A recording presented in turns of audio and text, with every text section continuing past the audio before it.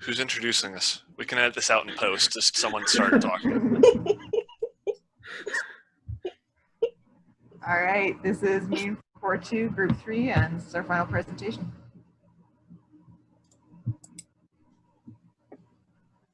For our team information, we are undergraduate team 3.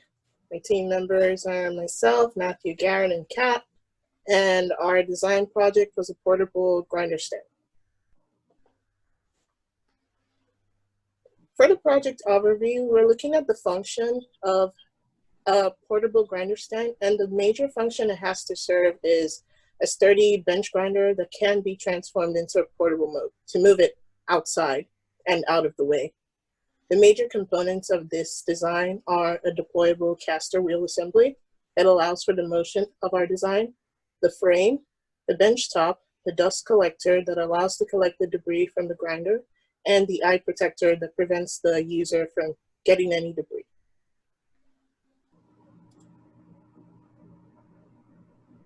As far as the design process goes, we started with multiple product proposals, each serving a separate purpose, and the team agreed on one, which ended up being the portable grinder stand based on a number of factors, being room for product development, level of difficulty, that it's challenging enough but not overwhelming in the time frame we have, that there are at least 12 non-trivial parts and at least one moving part, and that there were a minimum of 3 fabrication processes as well as welding.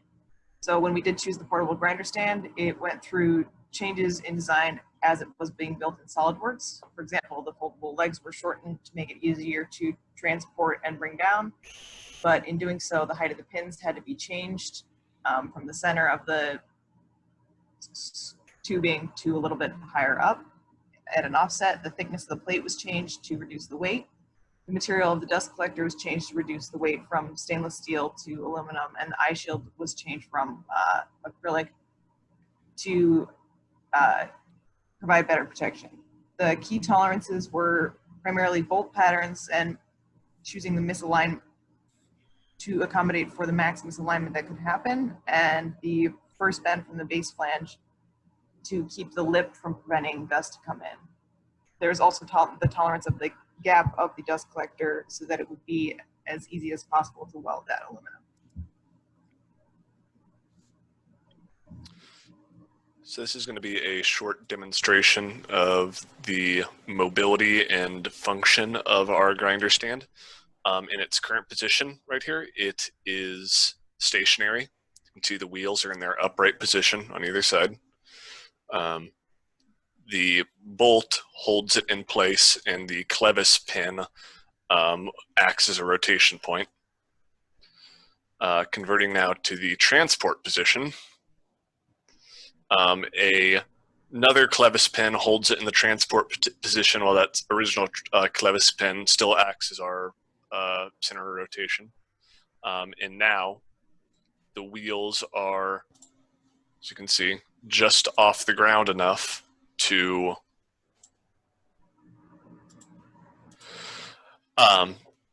have a rolling surface. The back handle on the back aids in movement, and the grinder remains positioned right here.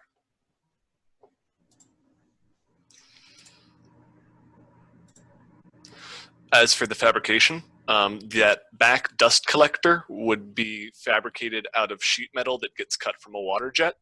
After being cut, the sheet metal would need to be bent to its final form, and corner welds would be performed ideally with TIG in order to accommodate for welding aluminum.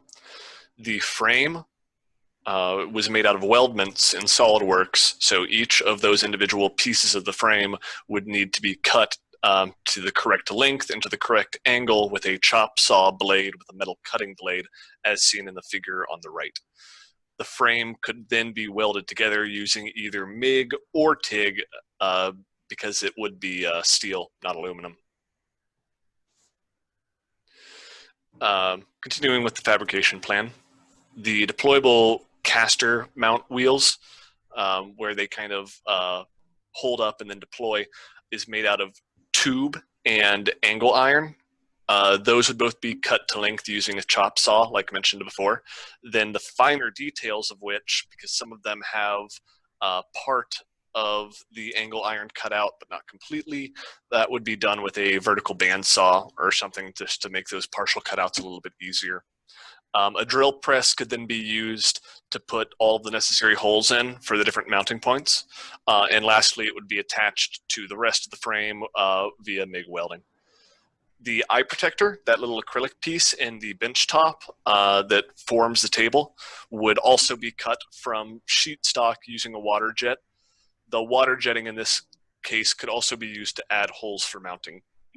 And on the right, here's an example of water jetting being used to cut a thick piece of acrylic. So after this project was completed, we've learned quite a few lessons. So some of the key takeaways were methods to ease fabrication. Some of these were the fact that we really only decided to have tight tolerances on very critical dimensions.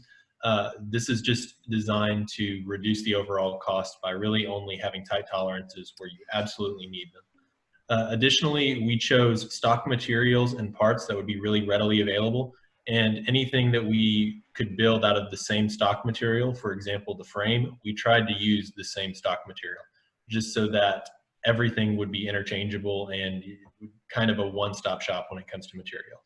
As far as design best practices that were utilized, one of the key things that we did was use only one bend radius throughout our sheet metal components.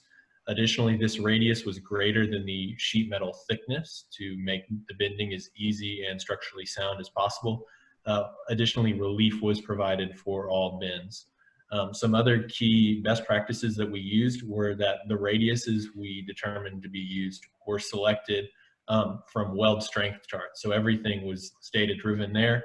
And then finally, all design decisions that were made in this project were done so based on the attempting to meet the specifications we set out for the product and trying to minimize costs.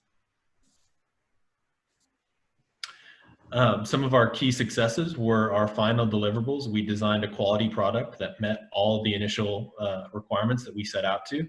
Additionally, we feel that the fabrication plan that we developed was very workable and very realistic, although we were not able to implement it due to COVID-19. The main challenges that we faced were working virtually.